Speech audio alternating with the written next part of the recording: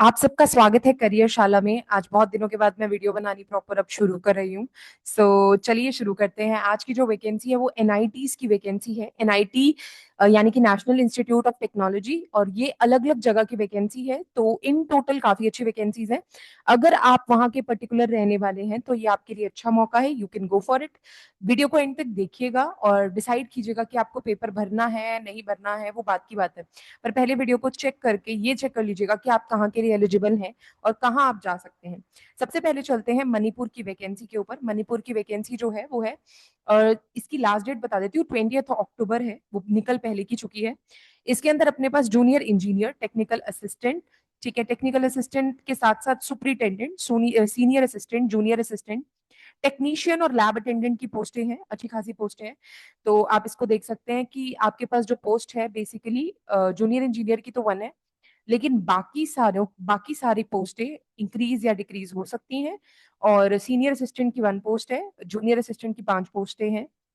Okay. And इसके अंदर lab attendant की 2 पोस्टें हैं। तो आप इसके लिए अप्लाई कर सकते हैं अगर आप एलिजिबल हैं तो।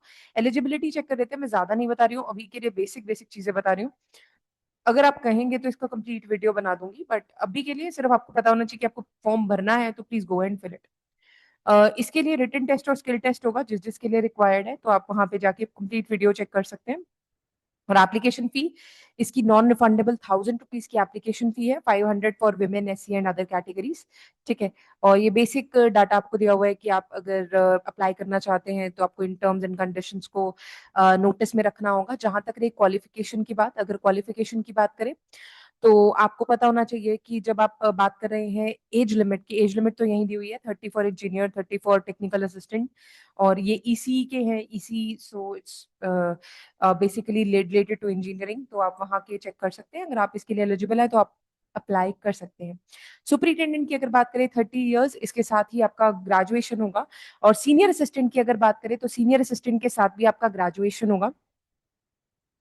ठीक है। सीनियर जूनियर असिस्टेंट के लिए भी ग्रेजुएशन होगा, तो आप इसके लिए चेक ऑन कर सकते हैं।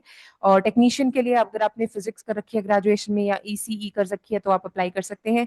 12th अगर आपने साइंस से कर रखी है तो लैब अटेंडेंट के लिए आप अप्लाई कर सकते हैं। इनकी जो बेसिकली एज है 33, 27 है। सीनियर के लिए एक्सपीरियंस भी है, सीनियर असिस्टेंट के लिए और सुपरिटेंडेंट के लिए एक्सपीरियंस भी है, तो वो आप चेक कर लीजिएगा। अगर आप इसके लिए फिल कर रहे हैं तो 20 अक्टूबर से पहले जाकर इसको फिल कर दीजिए। इसका जो नोटिफिकेशन है वो मैं टेलीग्राम ग्रुप में डाल दूंगी, आप वहां से चेक ऑन कर सकते हैं। ठीक है। अगर आप अप्लाई कर रहे हैं इसके लिए तो go and check the Telegram group, और वहां से आपको नोटिफिकेशन मिल जाएगा और लिंक भी मिल जाएगा। तो आप इसके लिए अप्लाई कर सकते हैं। ठीक है। तो चलिए नेक्स्ट पे चलते हैं। नेक्स्ट हमारी जो वैकेंसी है वो है टेक्निकल असिस्टेंट की, civil engineering, computer science, information technology, mathematics and computing, chemical engineering. तो इसकी यूआर की 5 पोस्टें हैं। जो पोस्टें हैं इसकी 7 पोस्ट है। ठीक है। इसकी जो एडवर्टीजमेंट है, अगर एडवर्टीजमेंट की बात करें तो एडवर्टीजमेंट आ चुकी है ना। लास्ट डेट मैं आपको बता देती हूँ, तो आप उससे पहले इसको जाके फिल ऑन कर लीजिएगा। चलिए देखते हैं। जूनियर इंजीनियरिंग की बात करें तो एक है, इसमें एसएएस असिस्टेंट की 2 पोस्टें हैं। लाइब्रेरी एंड इंफॉर्मेशन असिस्टेंट की इसकी जो पोस्टें हैं वो 2 पोस्टें हैं। ठीक है। तो आप इसके लिए अप्लाई कर सकते हैं। आगे चलते हैं यहाँ पे, या ठीक है। एसएएस असिस्टेंट की हो गई, लाइब्रेरी इंफॉर्मेशन असिस्टेंट की हो गई, सुपरिटेंडेंट की पोस्टें हैं, 5 पोस्टें हैं यूआर के लिए। सीनियर स्टेनोग्राफर की 1 पोस्ट है, फार्मासिस्ट की 1 है, स्टेनोग्राफर की 2 है। सीनियर असिस्टेंट की 2 पोस्टें हैं, आप चेक ऑन कर सकते हैं। सीनियर असिस्टेंट की टेक्नीशियन की भी 2 पोस्टें हैं, different information technology, mathematics and computing के लिए। बाकी ये टेक्नीशियन की पोस्ट है, टेक्नीशियन की पोस्ट के लिए अप्लाई कर सकते हैं। जूनियर असिस्टेंट की पोस्टें हैं, तो you can apply for this. ठीक है। 4 पोस्टें हैं। तो ये अच्छी खासी वैकेंसीज हैं। अगर आप इसके लिए अप्लाई करना चाह रहे हैं तो आप अप्लाई कर सकते हैं। सबके लिए अलग अलग एनेक्स्टर्स हैं, तो आप चेक ऑन कर सकते हैं कि कौन सा वाला मुझे अप्लाई करना है। तो उसके लिए आपको डिटेल मिल जाएगी। यूआर के लिए इसकी जो फीस है वो 1500 है, और ओबीसी ईडब्ल्यूएस के लिए भी 1500 है। SC ST PWD विमेन के लिए 1000 इसकी फीस है। ठीक है। लास्ट डेट इसकी आ चुकी है 27/9/2025, तो 27 से पहले पहले भर दीजिए। ठीक है। आज 25 है तो आप भर सकते हैं अगर आप भरना चाहें तो। ओके। अगर आप आज चेक कर रहे हैं वीडियो को तो ये चेक ऑन करके आप फिल ऑन कर सकते हैं। टेक्निकल असिस्टेंट की जो वैकेंसी है उसके अकॉर्डिंग अगर बात करें तो हमें एजुकेशनल क्वालिफिकेशन की फर्स्ट ग्रेड आपकी मांगी हुई है बीई में या बीटेक में, अगर आप हैं तो आप अप्लाई कर सकते हैं। मैं सिर्फ क्वालिफिकेशंस डिस्कस कर रही हूँ, ज्यादा नहीं, क्योंकि मुझे पता है कि कंप्लीट तो आप नोटिफिकेशन भी पढ़ लेंगे, जो बेसिक बेसिक चीजें हैं सिर्फ उन्हीं की बात करेंगे, ज्यादा नहीं। ठीक है। अब बात करते हैं हमारे पास सिविल इंजीनियरिंग के लिए, डिपार्टमेंट ऑफ सिविल इंजीनियरिंग के लिए अगर बात करें, और टेक्नीशियन की सारी पोस्टों के लिए तो आपके पास बीई बीटेक होनी चाहिए, या आपके पास वो सब्जेक्ट होना चाहिए फर्स्ट क्लास से, फर्स्ट क्लास यानी कि 60 डिग्री से अबव आपके मार्क्स होने चाहिए, तो आप इसके लिए अप्लाई कर सकते हैं। ठीक है। सो ये आपका सारा है। और मैक्सिमम मार्क्स 60 मार्क्स का आपका स्क्रीनिंग टेस्ट होगा। स्क्रीनिंग टेस्ट आप क्लियर कर लेंगे तो आपका स्किल टेस्ट होगा। 75 मिनट्स का होगा पार्ट ए और part B, that will be 30 questions pertaining English reasoning, ये आपको क्लियर दिया हुआ है, आप ये पढ़ सकते हैं। ठीक है, ये रहा, ये वाला पार्ट आप रीड कर लीजिए, स्क्रीनिंग टेस्ट के बारे में क्लियर दिया हुआ है अगर आप अप्लाई कर रहे हैं तो।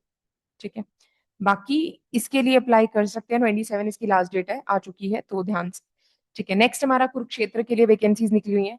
यहाँ पे जूनियर इंजीनियर की वैकेंसी है। जूनियर इंजीनियर के साथ साथ आपके पास जो वैकेंसी है, जूनियर इंजीनियर के लिए यूआर के लिए 2 है, जूनियर इंजीनियर इलेक्ट्रिकल के लिए 1 है, students activity and supports assistant के लिए 1 है, लाइब्रेरी इंफॉर्मेशन असिस्टेंट के लिए 1 है, टेक्नीशियन असिस्टेंट के लिए 5 है, सीनियर असिस्टेंट के लिए 1 है, सीनियर स्टेनोग्राफर के लिए 1 है, और नॉर्मल स्टेनोग्राफर के लिए 2 है, senior assistant 1, junior assistant 1 5, senior technician और टेक्नीशियन के लिए 6 है। तो मैं ये चीज कहूंगी कि अगर आप इसके लिए फिल ऑन करना चाहते हैं तो फिल ऑन कर दीजिए। देखिए कई बार ऐसा होता है कि ऐसी पोस्टों के लिए बहुत सारे बच्चे पेपर भरते ही नहीं है। उनके दिमाग में ये रहता है कि इन पोस्टों के लिए पेपर क्यों भरना, क्योंकि इसके लिए तो बहुत सारे लोग अप्लाई करेंगे। पर ऐसा होता नहीं है। मोस्ट ऑफ द टाइम जो एप्लीकेशन आती हैं वो बहुत कम होती हैं, और कुछ बच्चे तो इसकी तरफ ध्यान भी नहीं देते हैं क्योंकि उनके अकॉर्डिंग ये जॉब बहुत छोटी है। So if you are serious for a government job, apply कर दीजिए। ठीक है। ये क्वालिफिकेशन दी हुई है junior engineer students activity UR के लिए, अगर आप अप्लाई कर रहे हैं तो। Library information assistant technical assistant के लिए आप अप्लाई कर रहे हैं, आप देख सकते हैं इंजीनियरिंग डिसिप्लिन में। बिजनेस एडमिनिस्ट्रेशन के लिए अप्लाई कर रहे हैं तो पर्सनल असिस्टेंट के लिए बैचलर बहुत है, तो आप अप्लाई कर सकते हैं। सीनियर स्टेनोग्राफर के लिए 12 with your speed and stuff, and age 33 होनी चाहिए। ठीक है। और बैचलर्स डिग्री होनी चाहिए प्रोफिशिएंसी इन कंप्यूटर वर्ड, तो ये आपके लिए एक अच्छा वो होगा। Period of probation 1 year for direct recruits as per NIT status. और इसके लिए स्टेनोग्राफर के लिए बाकी के लिए 10+2 चाहिए, और प्रोफिशिएंसी इन कंप्यूटर वर्ड अगर आपके पास है तो दैट इज गुड।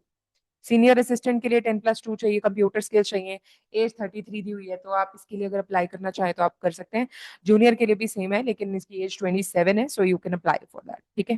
तो ये कंप्लीट डिटेल्स हैं, ये वैकेंसी निकली हुई है, और इसकी भी जो लास्ट डेट है आई थिंक 6 है, 6/10 यानी कि 6 अक्टूबर इसकी लास्ट डेट है। तो आप इसके लिए भी अप्लाई कर सकते हैं जाकर। ठीक है। ये डेडलाइन इसकी 6 अक्टूबर मैंने देखी थी, पता नहीं यहाँ पे 39 दिखा रहे हैं, क्योंकि आपको भेजने से पहले मैं खुद चेक करती हूँ, ये है, आप चेक कर लीजिएगा एक बार। ठीक है। तो ये आपकी वैकेंसी है, आप इसके लिए अप्लाई कर सकते हैं।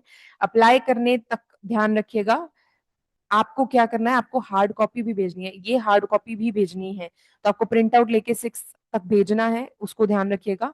डॉक्यूमेंट सारे अटैच करके आपको इसको अप्लाई करना है। वेरी वेल, प्लीज ध्यान से, अगर आप अप्लाई कर रहे हैं तो हार्ड कॉपी की सारी डिटेल्स आपकी पहुंच जानी चाहिए 6 तक। ठीक है। नो मैनुअल पेपर और application will be entertain directly unlist registered and applied online. आपको रजिस्टर करना है, फिर हार्ड कॉपी निकालनी है, और वो हार्ड कॉपी के साथ सेल्फ अटेस्टेड डॉक्यूमेंट्स को सेंड करना है एप्लीकेशन के। 6 तारीख तक पहुंच जाने चाहिए। आप इन हैंड भी जाकर दे सकते हैं, या आप थ्रू पोस्ट भी भेज सकते हैं, तो आप इसके लिए अप्लाई कर दीजिएगा। ठीक है। सो आई होप आप सब क्लियर हैं इस चीज को लेकर। और 30th इसकी लास्ट डेट है, मतलब 30th को फॉर्म फिल हो जाना चाहिए, 6 तक एप्लीकेशन पहुंच जानी चाहिए, वो उसके लिए लास्ट डेट है। All the very best, and अगर आप भर रहे हैं तो मुझे बताइएगा जरूर कमेंट सेक्शन में कि आप कौन सी वाली के लिए भर रहे हैं। All the very best.